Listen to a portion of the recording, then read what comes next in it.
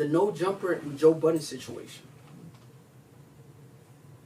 And I'm gonna just include Vlad, just because like they, you know what I'm talking about. If you watch the clips, you would understand. But this is my take on it, right?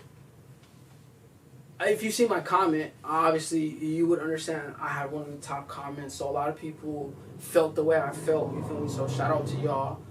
But with Adam22, right? I don't agree with everything Adam22, but Adam22, to me, he means a lot, right? It sounds corny and shit like that, but it's like the nigga has created this ecosystem for people to thrive in, right? And it's created a kind of a blueprint in a way for to put out content, to interact with people, to assimilate within a culture and a community, right? At the same time, right? There's a lot of people who give him backlash for doing when people of significance pass away, to repost their content and do this. Joe Budden was getting on him about that. Like, is it all about money to you, or is it like these people just died, let them rest type shit? And Adam's like, bro, if I do an interview, if I repost this shit, it's only gonna bring more attention to whoever has passed away. It's only gonna bring more momentum and revenue, because if these people, right, they go to my interview and then from something they hear in speaking in Adam's, and they go, Spotify's #1 song right now is Selfish.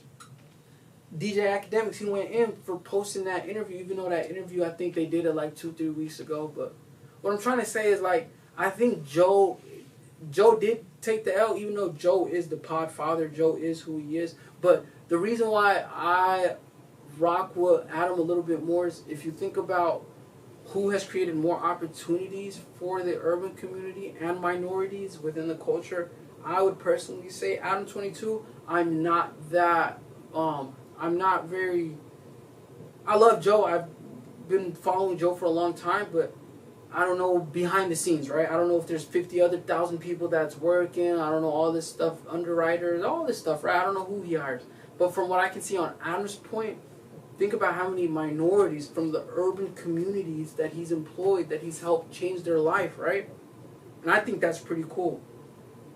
But does that give him a right to post videos and do these things of people who've been deceased? And I mean, it's like, if you pass away, right?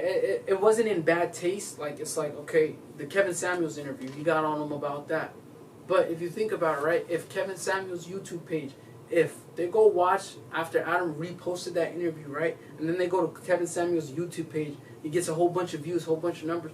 Hopefully that money can go to his kids. Hopefully that money can go to this. Hopefully that money could go to do that. So I would hope I think his intentions are pure, and even if they're not, it is business. I think when you do business at that level, even he himself, he was like, at first I didn't fuck with it, but then I thought about it. It's like, when someone dies in the news, the first thing you see on the news is that someone died, and they run clips, and they run this, and they run that. Like, if you go on CBS 5, all this stuff, that's what you'll see, right? So I just thought that was interesting how that kind of backfired on Joe. But Joe, you feel me? You see me rock, talking about, I'm just a young nigga trying to work, you feel me? You know what I'm saying? Fuck with a nigga, Joe Budden Network.